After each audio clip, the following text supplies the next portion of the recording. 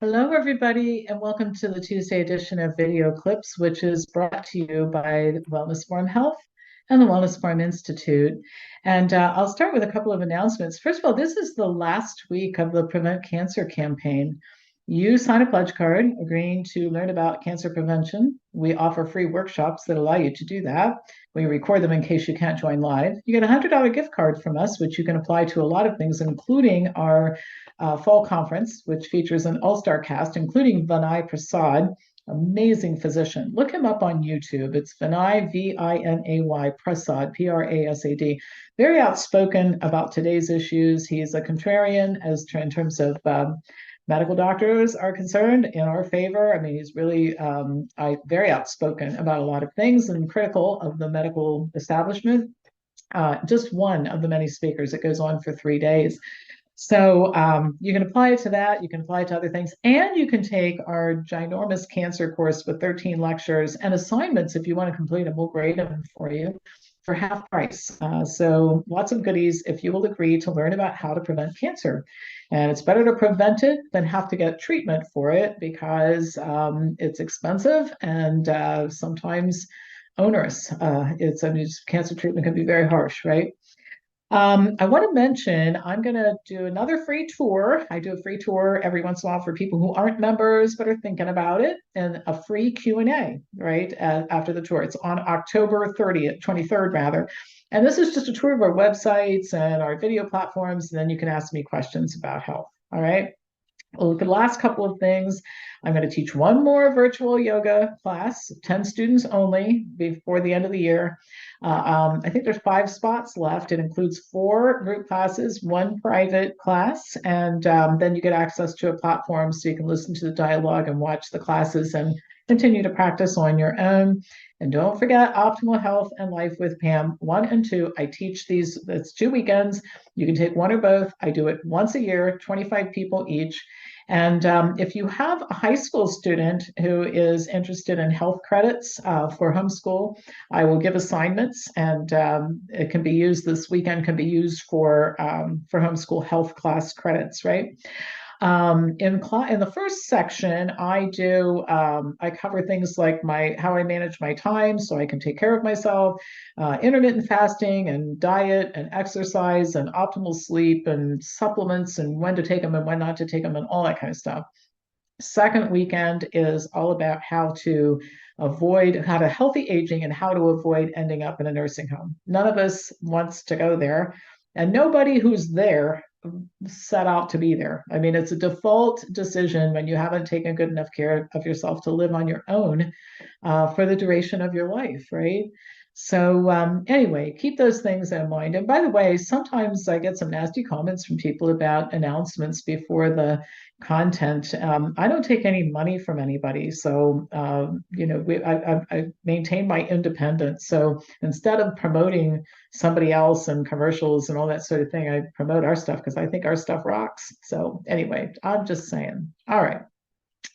So what I want to talk about today, we covered in the cancer prevention workshop on Saturday, but I think it's worth talking about here.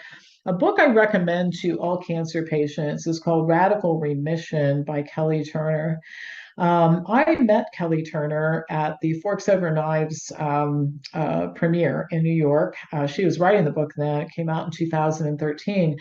And what she did was really pretty incredible, in my opinion. She interviewed 1,000 cancer patients who had terminal diagnoses or conventional treatment hadn't worked, or they used a combination after things didn't work out of conventional and alternative treatment and survived. And some of them have been, decades ago, they recovered and were telling their stories. And the purpose for doing this research project was to determine the habits or the successful strategies that people use to survive a really dire diagnosis and prognosis. And what was interesting is these people who didn't know each other reported lots of different things that they did, but there were 9 that they all engaged in. And I'll share just a couple of them with you. As you might imagine, diet was the first chapter. They all adopted some version of a plant-based diet. They all figured out that was the not doing that was part of how they got cancer.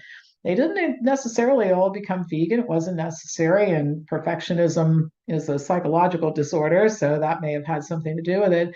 But diet change. The other thing is they all took control of their health. They looked at doctors as consultants, and their doctors routinely described them as being annoying. And I've said for years, if you want to be a healthy person and get the best medical care and the least amount that you possibly can, because getting lots of medical care should not be your goal, avoiding needing it should be, then you want to be known as annoying, right? And I always compare buying healthcare to other things. Can you imagine if you were getting ready to lease a car and they thought it was the salesperson thought you were annoying because you asked a lot of questions about it? Well, it's pretty ridiculous for doctors to think that you're annoying because you ask a lot of questions about healthcare related issues, right? So they really took control of their health, and sometimes that also meant going against the grain with their family members as well.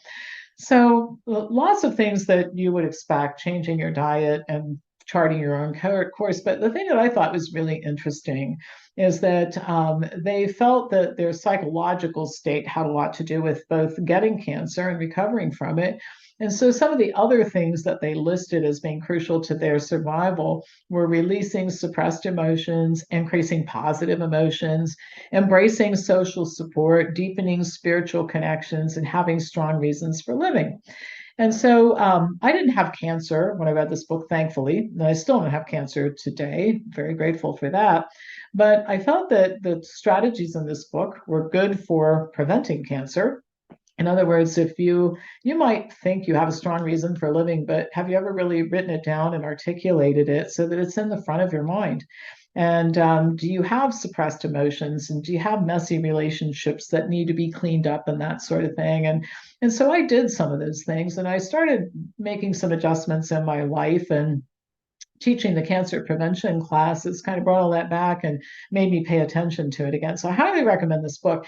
And I recommend it to all cancer patients and their family members and friends who are willing to read it too, because it really can make your family and friends more comfortable with your charting an alternative path for cancer treatment, as opposed to being hysterical because you're not following medical guidance, right?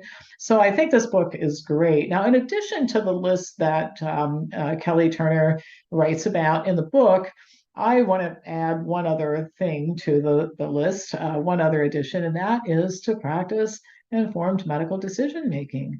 The most common thing I hear when I talk to people who have health issues is if I'd known then what I know now, wouldn't have taken so many antibiotics, wouldn't have eaten a keto diet, I wouldn't have agreed to this test or procedure, whatever. And of course, in the cancer treatment realm, I often hear, if I'd known then what I know now, I wouldn't have had that surgery or signed up for this treatment. And so, whether you're talking, whatever health issue you're talking about, whether it's the diet that you're going to eat, or you're a cancer patient and it's the treatment that you are thinking of receiving, the thing to do is investigate first. And unless it's a medical emergency, investigate first. It's the way you do everything else that matters in your life. And gosh, your health should really matter in your life, right? And by the way, another reason for getting in the habit of doing that is you guys have heard me talk about an alternative healthcare system, and we're going to do this thing. But the only way that it'll work is with informed consumers who don't sign up for expensive stuff that doesn't promote good health, and enough informed providers who don't recommend the stuff that's expensive and doesn't promote good health. So this is the time to take a tour of Wellness Forum and learn how to be an informed consumer so you can sign up and join us when it's time to flip the switch and do it, which is getting closer and closer based on watching our healthcare system implode right now. So last thing I'll mention is cutting back to cancer, around to cancer prevention. A lot of people still think that genetics is the cause, and we cover that in the cancer prevention course that you'll have access to if you sign the pledge. It really isn't. It plays a very tiny role, and I'll show you just enormous amounts of evidence showing that, which will empower you to pay attention to the things that actually will help you to prevent cancer, which is paying attention to things like diet, and the things that Kelly Turner talks about in that book, your emotional state, your psychosocial state. Humans are social creatures. We need each other. Loneliness is a terrible thing for health, right?